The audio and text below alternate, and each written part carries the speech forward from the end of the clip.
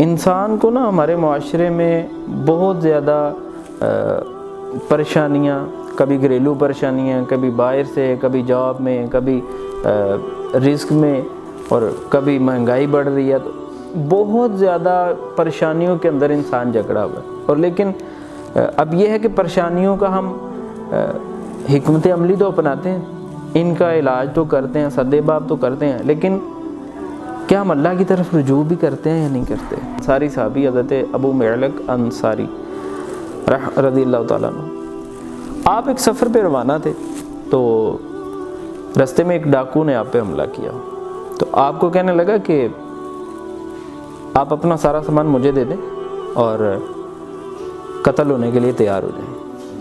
آپ نے فرمایا کہ آپ کو سامان سے غرض ہے، آپ سامان لے لو، مجھے چھوڑ دو۔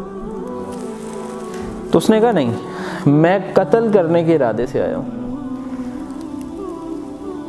تو حضرت ابو معلق انصاری رضی اللہ عنہ فرماتے ہیں کہ اگر تم نے مجھے قتل کرنے کا ارادہ کر ہی لیا ہے تو مجھے تھوڑی مہلت دے دو، میں نماز پڑھ لوں۔ اللہ، مہلت بھی مانگی تو نماز کی مانگی۔ نماز کے لیے امپورٹنس۔ اب دیکھیں، انہوں نے کسی اور ڈیزائر کا اظہار نہیں کیا کہ میں یہ کر لوں، یہ کر لوں، یہ کر لوں۔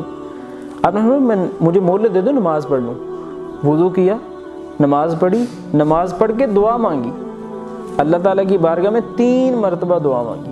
ابھی وہ دعا مانگ کے فارغ نہیں ہوئے تھے، ایک شخص نمودار ہوا، اس نے ہاتھ میں نیزہ پکڑا ہوا تھا اور اس ڈاکو کو اس نیزے کے پہلے ہی وار سے قتل کر دیا۔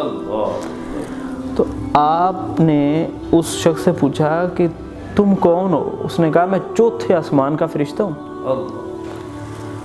تو فرمایا کہ یہ کیسے ہوا سارا معاملہ؟ اس فرشتے نے کہا کہ جب آپ نے پہلی دعا مانگی تھی تو آسمان کے دروازے ہلنے لگ گئے تھے، دوسری بار دعا مانگی تو آسمان پہ چیخو پکار شروع ہو گئی، تیسری بار دعا مانگی تو ایک آواز آئی کہ میں ایک مجبور کی دعا ہوں۔ وہ فرشتہ کہتا ہے کہ میں نے اللہ تعالیٰ کی بارگاہ میں عرض کی، یا اللہ مجھے اس ڈاکو کو قتل کرنے کا حکم دے، مجھے اجازت دے، میں جاؤں اس کو قتل کر لوں۔ اور اللہ کی اجازت سے میں اس ڈاکو کو قتل کر، انہوں نے اللہ کی طرف رجوع کیا۔ پریشانی آئی، موت سے بڑھ کر پریشانی کون سی ہو سکتی ہے؟ اور اس پوائنٹ پہ بھی مہلت مانگنا ہے کہ مجھے نماز کی مہلت دے دو، مجھے اللہ کی طرف رجوع کرنے کی مہلت دے دو۔ پھر اللہ فرماتا ہے ان اللہ یحب المتوکلین۔ سبحان اللہ۔ اب یہ کہ جب بھی کوئی پریشانی آئے، جب بھی کوئی مصیبت آئے تو اللہ کی طرف رجوع کرنا چاہیے۔